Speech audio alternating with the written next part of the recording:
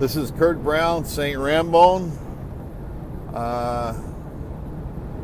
And I was thinking of some things regarding an event in which it was right after Kurt Cobain died. I talked about this in a previous post. My mother had called me. I was at my house in Midtown Mobile. She told me to come out to her home. When I got there, she came from the back bedroom and she told me someone was there at the house, looked like my father, but it wasn't him. And she told me I'd inherited $40.2 million. And I didn't know, my father had hinted I had a brother throughout my life. Kurt Cobain was my brother. And he said one day I would meet him. I'm currently trying to get a DNA check. I'm trying to get attorneys to look into it for me. And my guess, he was probably murdered, and they injected my mother, or I would say injected, whatever they hit us with when we were at the table, because she was talking to me. I remember I went blank. And I've talked about this in a previous video. I heard the man yell out her name once, and then he yelled out another time, "This is not your month." I remember her pleading with hoping you haven't heard her husband at that time, my stepfather, and he was supposedly, I guess, back in the back bedroom. And the guy who had the box, who came down the hallway, I believe he probably raped my mother, because I was thinking about this. Something might have happened. I hope she actually got checked. That was in 1994. They hit us with that machine, so the question becomes, would you remember it? I think if you were raped, you would remember it. At least you would know it. Especially if you woke up, where'd everybody go? Because what happened to me, I think what happened was he had drug her into the back room. This is probably what happened. I was out of it. He probably drug her in the back room, was raping her. And I just got up and started going to the front door. I have a tendency to walk in my sleep. At least back in those days I did. And I started walking towards the front door. And I went outside, and I remember someone saying, "Hey, stop him." And I was like, "Oh, go to hell, I'm going home.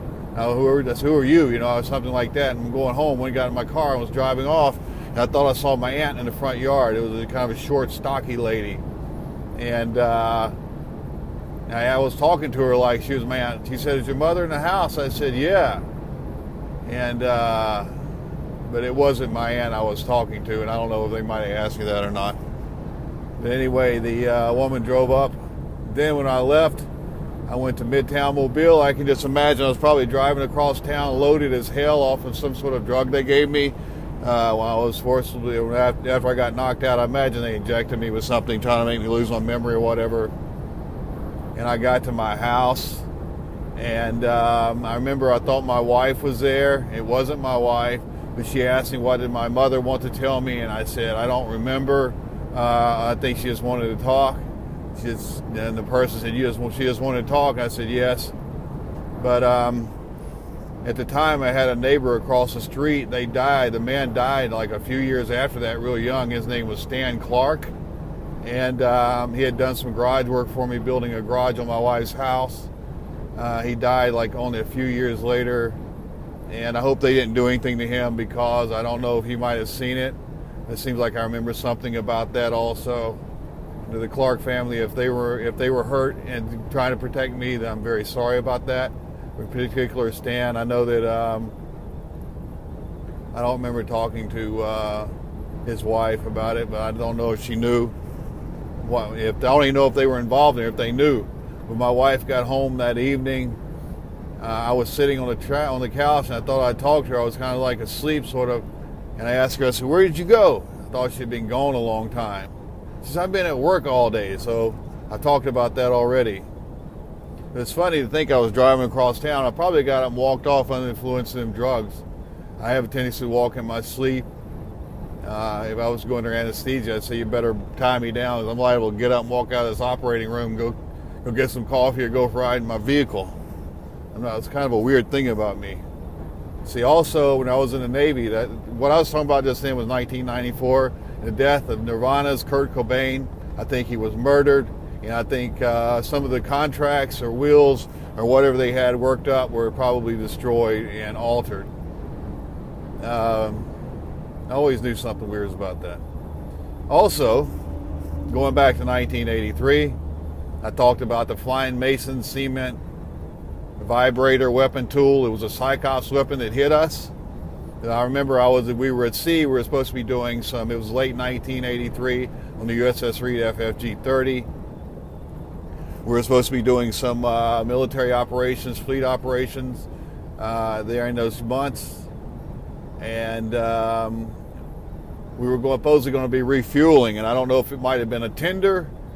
A tender is a vessel that carries equipment. I think it might have been a tender with equipment brought up from a submarine, and they just thought it was a refueling vessel, or maybe it was made to look like it, or maybe the refueling vessel took off or whatever. I don't know. I know we were hit with that weapon in 1983, and what happened was it came flying across. I don't know if they plugged it in. They put a pipe through the enlisted man's lounge, went down to the center of the vessel, came down from the top, and I believe it came down to the center of the vessel.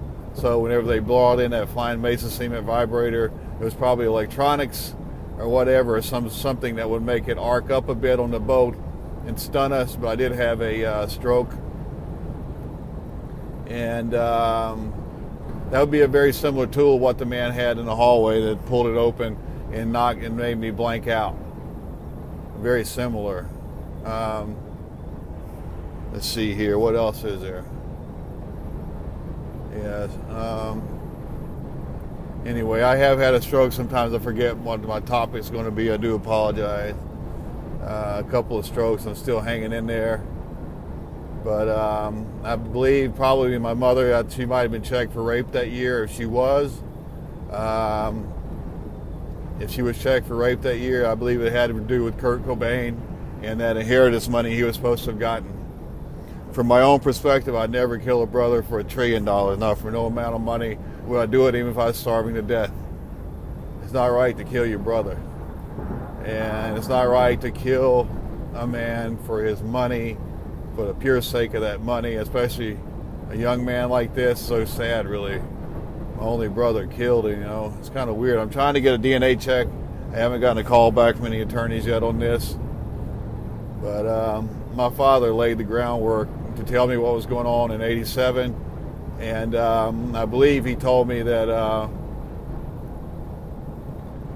I don't know, I believe that maybe somebody had brought some whiskey over for him to drink after he had talked about this with some people out in Seattle about his son, Kurt Cobain of Nirvana.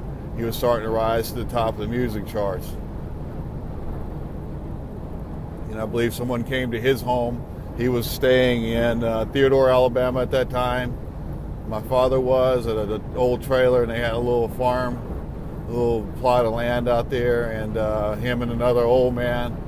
I don't think the old man had anything to do with it. I think somebody probably came from the outside to harm my father, Bruce Dale Brown. Anyway, I remember whenever the vessel, when we were going to be refueling in 1983, the fueling vessel pulled up as we came up next to what appeared to be a fueling vessel, and someone came back up from Combat Information Control and told us we had a Soviet vessel to our aft, or a Russian vessel behind us. And our vessel, that makes us highly susceptible to attack. We had no defense against missiles from that direction, from the aft or rear. And the man told that to the captain, what I thought was a captain up on the bridge. I guess he was. And he said, the captain said it was British, kind of mumbled British. The guy coming back from Combat Information Control said it was Russian. And we were hit with a Flying Mason cement vibrator weapon tool, as I call it. And then we fired our missiles after that, and they had to shut down the boat. Everything went haywire. And from the sounds of things, something got hit. We made it back to shore. People going AWOL, leaving the boat. I remember a conversation at one night. I believe I'd already had the stroke from the Flying Mason cement vibrator weapon tool. But I remember my immediate boss taking off, headed out of California. He was running, basically, taking early retirement or something. He was smart, because the next week the ship went out into some nuclear area at sea. I was hit with a nuclear bubble that came up from beneath the ocean. That's probably going to kill me here within the next few years, but having quite a bit of pain.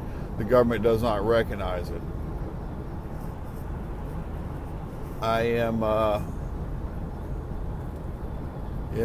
one guy said it was Soviet, one other said it was British. That's the way it is in Psychops. It might have been somebody else that jumped the Soviet ship, that jumped the British ship, that jumped the American ship. Layered Psychops weapons, psychological operations weapons. They mimic the hurts of the brain, and they can also do other things affecting things inside your melon, your head. So I'm sorry if my mother was harmed by that man. I'm glad I walked out of the house if that was what was going on, because I remember he came to the door and he said, "Stop him." But I was already outside and on my way out of there. And they probably didn't want to kill me. I do remember a conversation where I was on the couch. It sounded like there might have been more than one person there at some point. I'm not sure. That was in 2000 or 1994. I was at my home in Midtown Mobile after leaving my mother's, and I was laying there. And I thought I'd been talking to my wife. But I remember there was a discussion about how much of the drug they were supposed to give me. They said if you give any more to kill him. He said if we have 2 dead Kurts, that'll be too suspicious. So that was the end of that. God bless your mother. She died in 2004. And a wonderful human being. In addition to being one hell of a lion in that situation, because I'm able to relay this information to you.